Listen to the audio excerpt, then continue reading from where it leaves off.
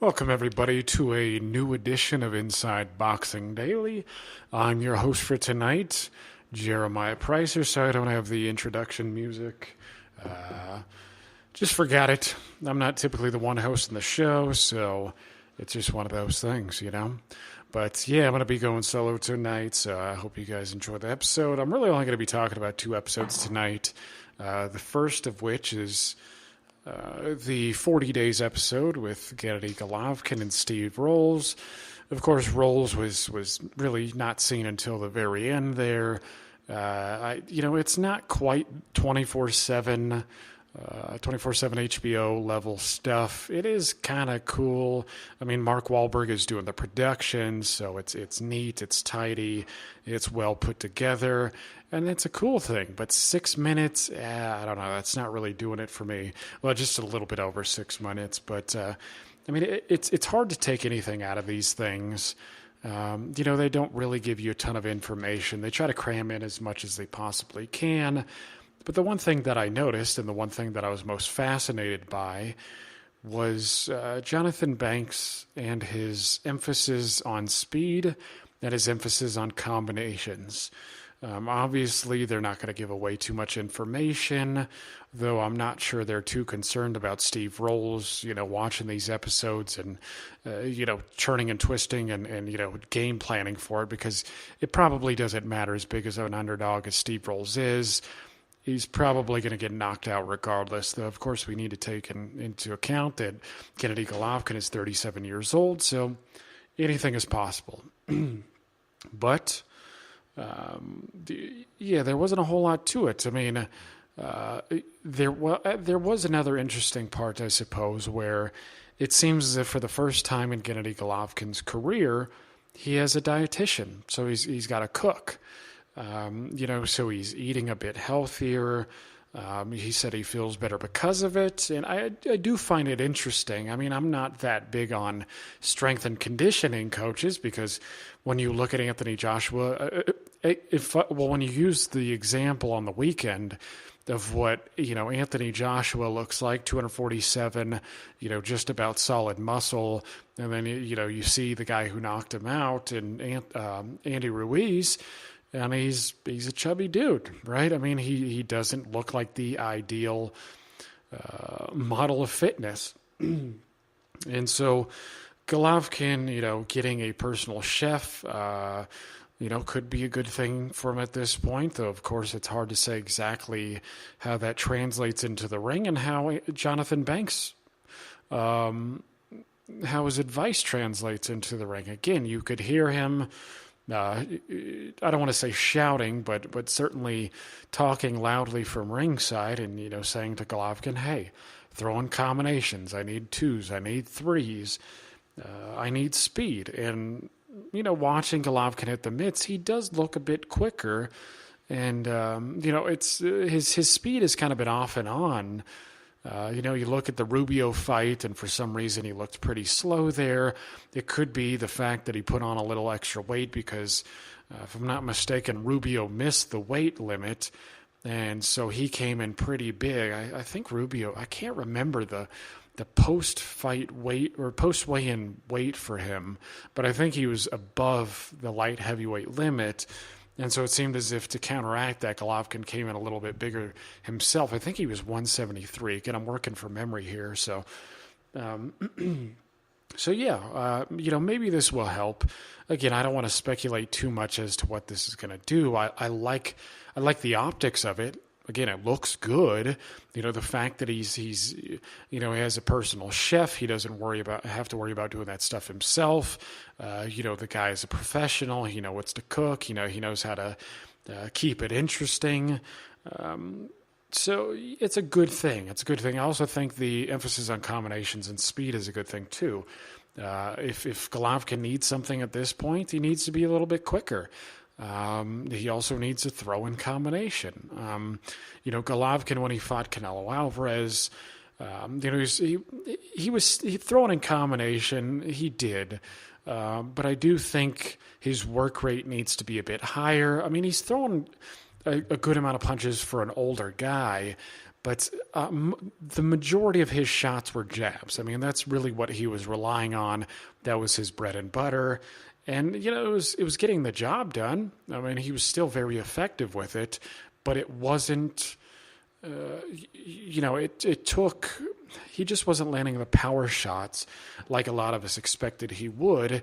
And the most concerning feature of both fights was his lack of emphasis on the body punching. I mean, for a guy who's very good at breaking a guy down, throwing that uppercut, and then following it with a left hook, he's just not doing it. And so I hope they're working on that as well. And the problem, however, is if you get old, you get old, and there's not much you can do about it. If you just can't pull the trigger, you just can't pull the trigger. So we'll see how it works. Again, the guy is 37 years old. He does have damn near 400 fights total as an amateur and professional. So, yeah, we'll just have to wait and see how it plays out. And if he looks quick and he's doing what Jonathan Banks tells him against Steve Rolls, a lot of us will be happy about it. And, but of course, we can't make too much of it because Steve Rolls is expected to lose. He's a heavy underdog here. But, there could be some signs which say, hey, he's still a viable opponent for Canelo Alvarez. And Golovkin himself has said, I believe he was quoted today, actually. I think I saw Michael Benson post this on Twitter, that he was 99% sure that he was getting Canelo Alvarez in the fall. And that doesn't surprise me at all, because this was to be expected. I mean, you have to look at it from DAZN's perspective. There's really nobody who's offering the money, who's gonna create the amount of wealth that Gennady Golovkin is. Him and Canelo Alvarez will sell really well. Callum Smith will do good numbers as well, but it's just not the same. I mean, Golovkin has good, I don't want to say global appeal, but he's certainly got large appeal in the U.S. He's got a solid Mexican fan base, and of course he's got the people from Kazakhstan who, always tune in to watch him fight as well. So, yeah, here's just hoping that he gets Rolls out of here, and then we get the third fight.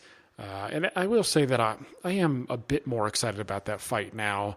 If you listen to the show regularly, Mike and I, and even John, we were all pretty skeptical of how well that, Gennady Golovkin was able to do in a third fight because, he looked a little rough in the middle rounds in the second fight. And, you figure that Canelo Alvarez being in his physical prime and Golovkin getting older, there's only one guy who could do better, and that's Canelo Alvarez. And while I'm still of that opinion, after watching Alvarez against Daniel Jacobs, Golovkin's prospects might be slightly better than they were before. I guess we'll just have to wait and see. Give me 1 second here.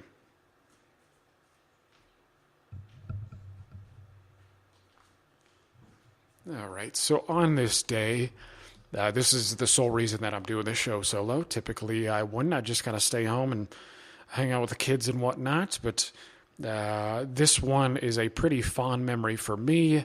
I have not been I'm not that old, to be honest with you. I've not been a boxing fan for a long time. Of course, depending on what your idea of long is. But the early 2000s for me is really when I got my start. And when I was watching these guys, Sugar Shane Mosley was one of my favorites, as was Kostya Tszyu and Ricky Hatton. And so when Ricky Hatton and Kostya Tszyu fought on this day, I was conflicted. I didn't know who I wanted to win. The feeling, I was going in with the feelings much like everybody else, that Tszyu was deservedly a heavy favorite, or a clear favorite, and Hatton, while he was rough and he had good stamina, he just didn't have the defense to avoid, a big right hand all night. And so, I thought it was interesting that it was, in Ricky Hatton's background, but, seeing as Kostya Tszyu was a fantastic amateur and was used to traveling, I didn't really see it as a big deal. I mean, it's not as if Kostya Tszyu had stayed in Australia his whole career, so I didn't really put any weight to that. It was quite clear that Ricky Hatton's crowd could be raucous, and, they had the band, and everybody was behind him, and he was an everyman's man. And it was cool. I mean, I liked him. He was just a pale kid from Manchester. He just seemed blue collar, had a great personality. I mean, he's a bit like you don't. I mean, he didn't come up as rough as a lot of guys, but he just seemed like a working class fellow, and that endeared itself to a lot of guys. And after he would fight, he would go to the bars and have a drink with the fellas and shoot the shit, and it was cool. I mean, that had appeal for me too because I come from a working class background as well. Well, my mother didn't do much working, but my father busted his ass, and there was an appeal there. And Kostya Tszyu, the thing about it is a lot of people are like, oh, well, Kostya Tszyu was way past his best. They don't give Ricky Hatton a lot of credit for this fight. But of course, I always say add context to these things. And sure, Kostya Tszyu was certainly past his prime. He had been suffering injuries and he'd been out for a while. And that's part of the reason that I think it was the WBC who stripped him, and they let Arturo Gatti, I think, fight Leonard Durin for the vacant belt. It was a bit disappointing. And I've always been disappointed in the Alphabet Soup organizations because of stuff like that, because Kostya, to me, was the king. I mean, after he made Zab Judah do the chicken dance, he was the man, and that's really all that mattered, Alphabet Soup trinkets or not. And so to me, he was the king. And then he comes back off injuries, and he blasts Sharmba Mitchell out in 3 rounds. I mean, the people who actually followed the division at the time, Sharmba Mitchell he gave Kostya Tszyu a tough fight in the first one, and a lot of people were interested to see a rematch and see if Sharmba Mitchell could improve upon his performance. But because of a few things here and a few things there, Kostya Tszyu, they didn't do it immediately. And so when he came back from the injuries, he honored his agreement as a champion, and he gave the number 1 contender a shot. And again, that was Kostya Tszyu. And he whipped Sharmba Mitchell, he whipped his butt. I mean, he knocked him down multiple times, finished him in the 3rd. I mean, the right hand was just fantastic. And to be honest with you, I didn't see Sharmba as a big threat. I certainly didn't see him, potentially knocking Kostya Tszyu out, because my reading of the first fight was that, I mean, a lot of people were saying, oh, well, he gave him a tough test and, he bowed out because of injury, I believe it was. But from my perspective it looked like Kostya Tszyu was starting to catch up to him a little bit more and more. And in the clinches, Tszyu was letting his hands go. And Mitchell he didn't like being roughed up. And so to me, it seemed as if even in the first fight, he was on his way out. And of course, maybe he could have lasted 12 rounds, but it just seemed as if Tszyu was getting closer and closer, and Mitchell didn't like the rough stuff. But in the second round, I was surprised, just like a lot of people. I didn't think it would end that early, but Tszyu got the job done. Again, it was a damn good performance. So to me, going into the Ricky Hatton fight, I think it was justifiable why Kostya Tszyu was a clear favorite. Again, he'd just beaten the crap out of the number 1 contender in the entire division. Right? I mean, to me, that doesn't show that he was shot. Faded, sure, but shot, no. And Ricky Hatton ended up showing that he had a style that would show, he would make a guy old. And so, I was watching the fight, and I expected, again, like a lot of you, I was just waiting for the right hand to find its home. Ricky Hatton would be put down. He'd be stopped at some point. But Hatton was just sharp enough. And I don't think Ricky Hatton gets credit enough for how quick his feet were. He was able to close the distance quickly. He wasn't a plotter, right? He didn't follow a guy around. He would bounce a bit. And that was one of those things that threw a lot of guys off. But he would kind of do these bounce steps where he'd bounce forward, bounce backwards, and then he'd throw some of these shots at an awkward angle. And then sometimes he'd grab you. Sometimes he'd push off and, work his combinations to the head and body, and hurt you.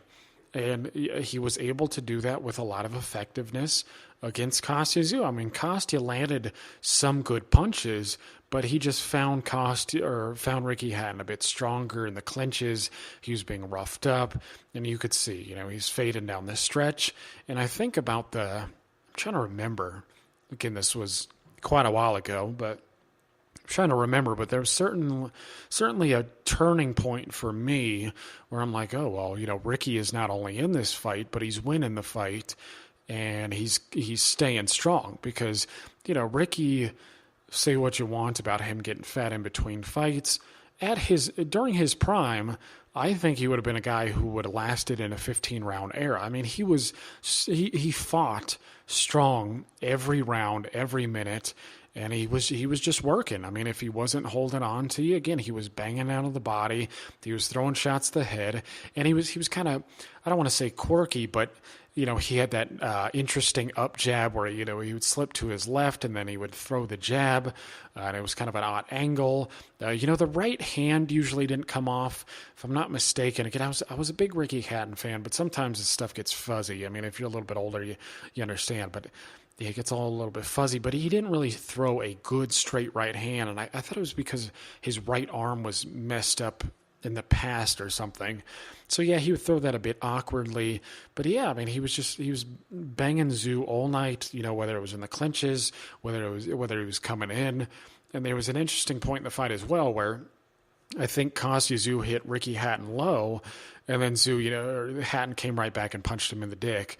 And, I mean, for me, it didn't even strike me as particularly dirty. It kind of struck me as like an old school method where, hey, you want to punch me in mine, I'm going to punch you in yours, and then you're going to, get the message and not do that. And Tszyu clearly got the message afterwards, and I don't believe he strayed low after that. And I know Ricky Hatton gets a lot of crap for being rough in there, and, the ref let him work in the clinches, but, I mean, I didn't find it that dirty. And, and it's not as if he wasn't working. To me, it's not as if he was doing a Vladimir Klitschko type clinch where he would just fall on you, sit there, wait for the referee to break it up, and then he'd get back to work. I mean, to me, Ricky Hatton would throw the shots, get in the clinch, and then he would try to work. And, it didn't bother me at the time. Looking back, and I probably have to go watch the fight and see if, maybe my perspective was clouded at the time. Because I don't think I've seen the fight since. But yeah, he was dirty, but he wasn't. I mean, he was rough. I prefer the term rough, not dirty. Again, he wasn't. I don't remember him using elbows or, punching Kostya Tszyu low. I mean, in fact, he was rough, but his accuracy to the body was incredible. We talk a lot about, the best body punchers ever. And, I think Ricky Hatton was one of those guys. A lot of people may disagree, but I think he was one of those guys. I mean, you look at some of these guys like Shane Mosley, for instance, Miguel Cotto, for instance, they at times would stray low. You look at the Cotto fight with Zab Judah, and, don't get me wrong, Cotto was obviously a very good body puncher as well, but he did have accuracy issues at times. I mean, again, most of the times he was accurate, he was good, he was banging the guys hard. But against Tszyu, he had a number of them that strayed low, and Zab was obviously complaining. I mean, really, it was a rare sight to see Ricky Hatton when he wanted, if he wasn't intentionally going low, to get you to stop doing it. I mean, he was phenomenally accurate. I mean, there are very few times in his entire career that he was actually warned. But yeah, I mean, he roughed Tszyu up. He got the job done, and it was an incredible victory for him. And most importantly, outside of the trinkets itself, it made him the man at 140 pounds, and he ended up holding that title. Eventually he got stripped of his belts, because he ventured up to 147, and that wasn't all that successful. And but yeah, he maintained that until Manny Pacquiao knocked his block off. I think that's an achievement into itself. I mean, for years, he maintained his status as the man. And I'm not exactly sure when Ricky Hatton started to go downhill, but his performances started to be a bit spottier. I mean, he had a tough time with Carlos Moasa, who was quirky. I mean, he was just all over the place, and he was tall, but his angles were tough to read. But he ended up knocking him out with a Frazier-esque left hook, which was, I think, one of the best knockouts of his career, especially to the head.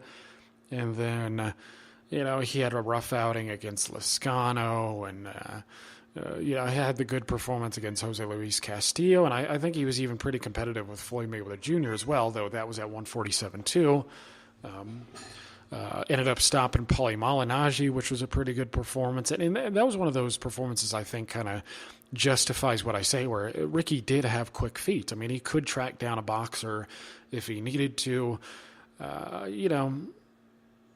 But yeah, I'm not calling, Ricky an all-time great or anything. And sometimes I wonder, because even though I really liked Ricky Hatton, and I wish the dude would come on the show. I'd love to interview a guy like Ricky. I think about it sometimes. Like if it was an 8-division setup, would Ricky have gone to 147, or could he have made 135? And if he was doing the dumb stuff that he was in the modern age, where he was ballooning and getting real fat in between fights, he might have to go to 147. Had he made 135, I don't know. I'm not quite sure he could do that. I know he spent a lot of time, I think he had these 12-week training camps, and he spent a lot of time cutting the weight off, as opposed to refining his craft. And so I don't know. I'm not sure. I mean, it's hard to say with a guy's body. Oftentimes I think about that with guys like Antonio Cervantes as well. Would he have been in Roberto Duran's lightweight division, or would he have been in Sugar Ray Leonard's, and Hearns and Benitez's 147? It's just kind of tough to say. Obviously, he would have been better at 140 or 135. He would have been more physical. 147, he's probably little more than a fringe contender. At 135, he's probably a contender, just because he'd be awfully big at that class. And even hanging with an old Tszyu, I think seems to indicate to me that he'd be able to do fairly well. But yeah, it was a big performance by Ricky Hatton, the biggest of his career, and it kind of, cemented his place. I don't want to say in history as if he's an all-time great, but in the 140-pound divisional history, it was a big win. It was a significant contest. Yeah. But anyways, I'm going to wrap this show up.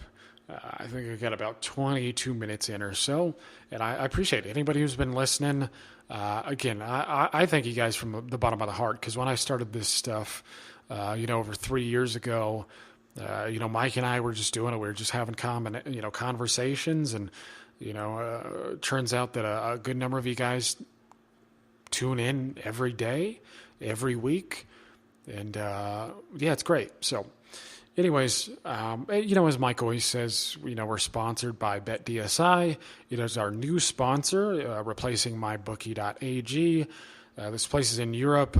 You can click on the banner on the top of the gruelingtruth.com page. Sign up. You get bonuses and whatnot.